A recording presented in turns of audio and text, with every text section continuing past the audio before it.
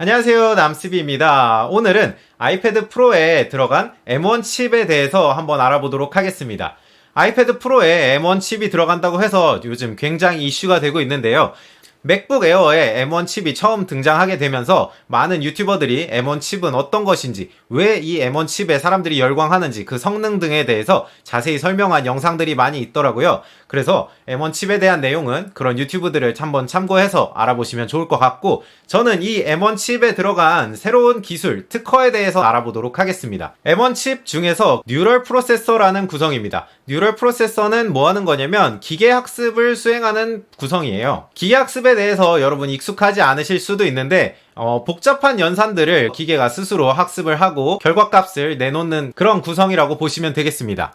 쉽게 말해서 이 뉴럴 프로세서는 어디에 사용되느냐, 아이폰을 사용하시는 분들께서는 페이스 아이디도 사용하실 거고 애니모지 기능도 사용하시는 분들이 있으실 것 같아요. 이 두 가지 기능의 공통점은 뭐냐면 사람의 얼굴을 입체적으로 3D로 스캐닝을 한 다음에 그 각각의 포인트들에 대응하는 연산을 수행을 해서 페이스 아이디 같은 경우는 보안 잠금 해제를 사용을 하고 애니모지 같은 경우에는 사람의 얼굴에 대응하는 똑같은 이모티콘을 만들어 주게 되는 거죠.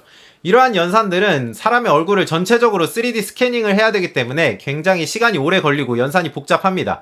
하지만 우리의 아이폰 대단하죠. 이 연산들을 기계학습을 통해서 아주 빠른 순간에 수행을 해낼 수가 있습니다. 이 M1 칩은 그래서 1초에 11조의 연산을 수행할 수 있다고 하니까 우리가 보자마자 아이폰에 잠금 해제가 되고 애니모지가 생성이 되는 그런 것들을 사용을 할 수가 있는 것이죠. 자, 그러면 본격적으로 이 뉴럴 프로세서가 들어간 애플의 M1 칩에 대해서 살펴보도록 하겠습니다. 제가 오늘 가지고 온 애플의 특허는 이번 달 8일에 공개된 아주 따끈따끈한 애플의 특허가 되겠습니다. 출원일자는 2019년 10월이에요. 그래서 1년 반 정도 지난 이번 달에 공개가 됐고요. 먼저 도면을 같이 살펴보도록 할게요.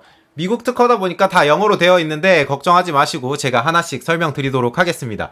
여기서는 M1 칩이 나타나 있고요. 애플의 M1 칩 속에는 이미지 센서와 연결되는 이미지 시그널 프로세서가 있고 CPU, GPU도 있고 네트워크 인터페이스, 5G 통신하고 연결하는 인터페이스가 되겠죠. 그 다음에 센서 인터페이스도 있고요. 모션 센서라든가 여러가지 센서, 그리고 비디오 인코더, 디스플레이 컨트롤러, 애플의 화면을 디스플레이를 구동하기 위한 디스플레이 컨트롤러도 있고요.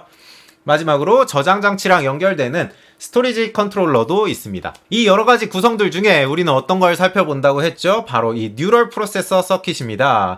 여기서 보시는 뉴럴 프로세서 서킷에 대해서만 애플이 따로 도면을 구성을 해 두었습니다. 그래서 다음 도면을 살펴보시면 뉴럴 프로세서 서킷 속에는 커넬 DMA가 있고 그 다음에 뉴럴 엔진, 그리고 플래너 엔진, 이런 여러가지 구성들이 들어가 있는데 제가 먼저 이 특허를 혼자서 살펴봤는데 발명의 핵심 내용이 당연히 뉴럴 엔진에 있겠지라고 생각을 하고 살펴봤지만 바로 이 플래너 엔진에 발명의 핵심이 들어가 있었습니다.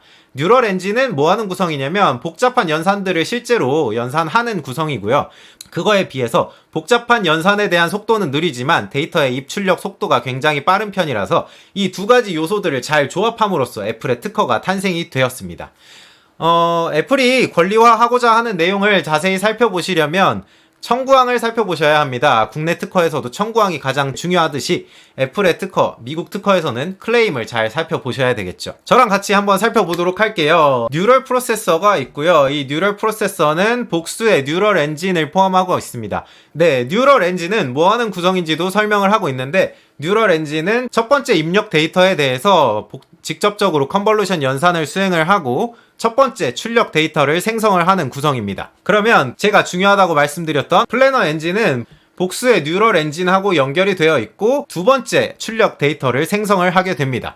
그러면 이 두 번째 출력 데이터를 어떻게 생성하는지에 대해서 구체적으로 애플이 설명을 하고 있거든요. 이 플래너 엔진이 어떻게 동작하는지 살펴보도록 할게요. 플래너 엔진은 두 번째 입력 데이터를 받아서 플래너 엔진이 풀링 모드에 있을 때 두 번째 입력 데이터의 공간적인 사이즈를 축소를 하게 됩니다. 이 두 번째 입력 데이터의 버전은 뭐냐면 첫 번째 입력 데이터, 아까 뉴럴 엔진이 만들어낸 첫 번째 출력 데이터를 플래너 엔진의 두 번째 입력 데이터로 사용을 하게 되는 것이고요.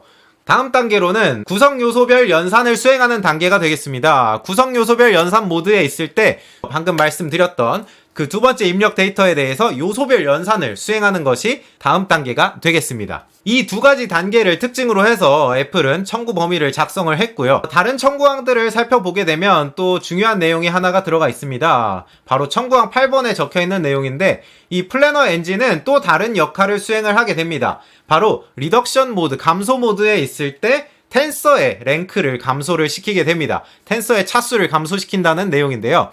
결과적으로 이 세 가지를 합쳐서 애플의 플래너 엔진이 동작을 하게 되는 겁니다.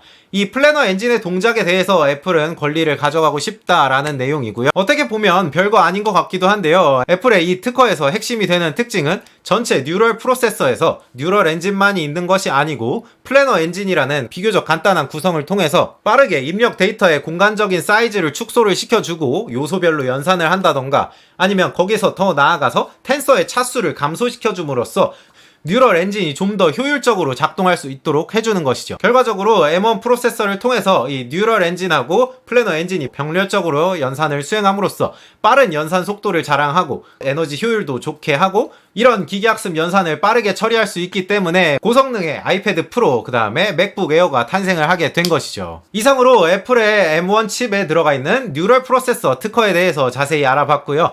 궁금한 사항이 있으시다면 댓글로 남겨주시면 제가 친절하게 답변을 해드리도록 하겠습니다.